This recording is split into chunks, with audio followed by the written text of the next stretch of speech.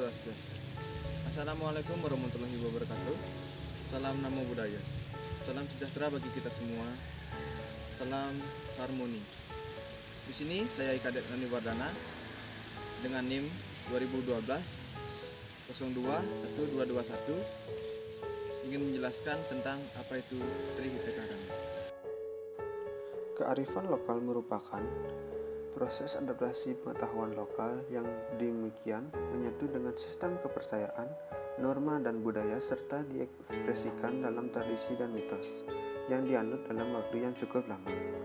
Sama halnya dengan yang terjadi di Bali, kearifan tradisional ini menjadi suatu bentuk keyakinan, pemahaman dan wawasan serta adat kebiasaan bahkan etika yang menuntun perilaku masing-masing manusia dalam kehidupan serta komunitas ekologisnya, sehingga membentuk suatu kepercayaan hakiki yang seyogianya meresap dalam sanubari masing-masing individu yang terkoneksi dengan Tuhan, alam, dan sesama manusia. Trihita Karana menjadi falsafat hidup yang begitu tangguh. Masing-masing hubungan yang tercipta memiliki pedoman hidup untuk menghargai sesama aspek sekelilingnya.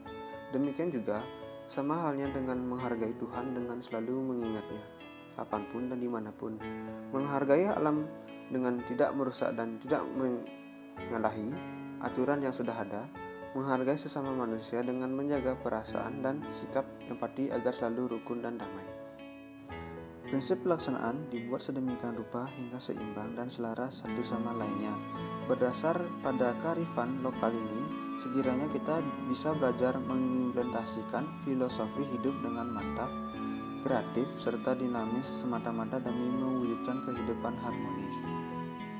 Trihita Karana berasal dari bahasa Sanskerta, di mana kata Tri artinya tiga, Hita artinya sejahtera atau kebahagiaan, dan Karana artinya sebab atau penyebab. Trihita Karana berarti tiga hubungan yang harmonis yang menyebabkan kebahagiaan bagi umat manusia. Untuk itu, ketiga hal tersebut harus dijaga dan dilestarikan agar dapat mencapai hubungan yang harmonis.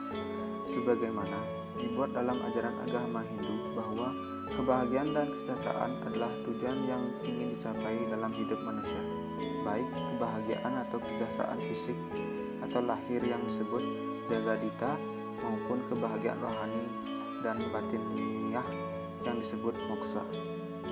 Konsep Trihita Karana di Bali tercermin dalam tata kehidupan masyarakat Hindu yang meliputi tiga unit, yaitu parahyangan, yakni berupa unit tempat suci atau pura tertentu yang mencerminkan tentang ketuhanan. Yang kedua, pawongan, berupa unit dalam organisasi masyarakat adat sebagai perwujud unsur antara sesama manusia. Yang ketiga, pelembahan, yaitu berupa unit atau wilayah tertentu sebagai perwujud unsur dalam semesta atau lingkungan. Hubungan manusia dengan Sang Yang Widi Wase atau Tuhan Yang Maha Esa dalam hal ini lebih ditekankan pada upaya umat manusia untuk selalu ingat dan berhubungan dengan Sang Pencipta alam semesta ini. Sebagai sarana untuk mendekatkan diri bisa dengan doa atau sarana dalam persembahyangan.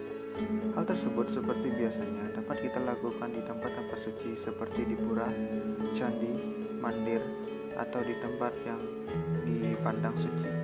Sebagaimana kita ketahui bersama bahwa tidak semua orang bisa berhubungan langsung dengan Sang Yang Widi Wase atau Tuhan Yang Maha Esa. Untuk itu perlu sarana sebagai simbol untuk memanifestasikan Tuhan itu sendiri. Hubungan manusia dengan sesama umat manusia atau masyarakat.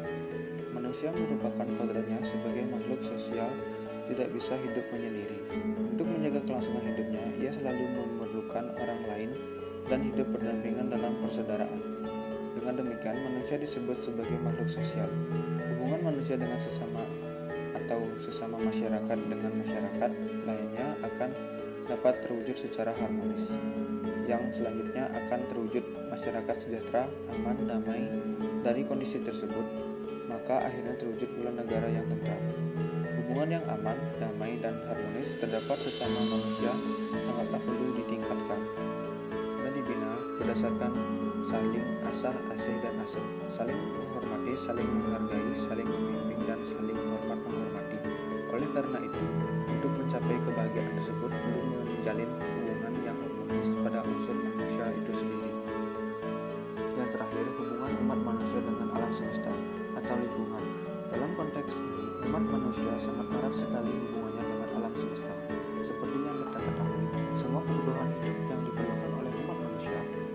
bersumber dari alam semesta dan kita sama-sama merupakan ciptaan Sang Yang Widi Wasi atau Tuhan Yang Maha Esa. Dalam ajaran Tatwam Asyi dijelaskan, kamu adalah aku, yang artinya kita semua yang ada di alam semesta ini sama-sama merupakan ciptaannya. Perlu kita sadari, umat manusia tidak bisa hidup tanpa alam semesta atau lingkungan. Dalam kitab suci berdasarkan dari alam semestanya. Sekian tadi video saya. Terima kasih telah menonton. Om Santi Santi Santi.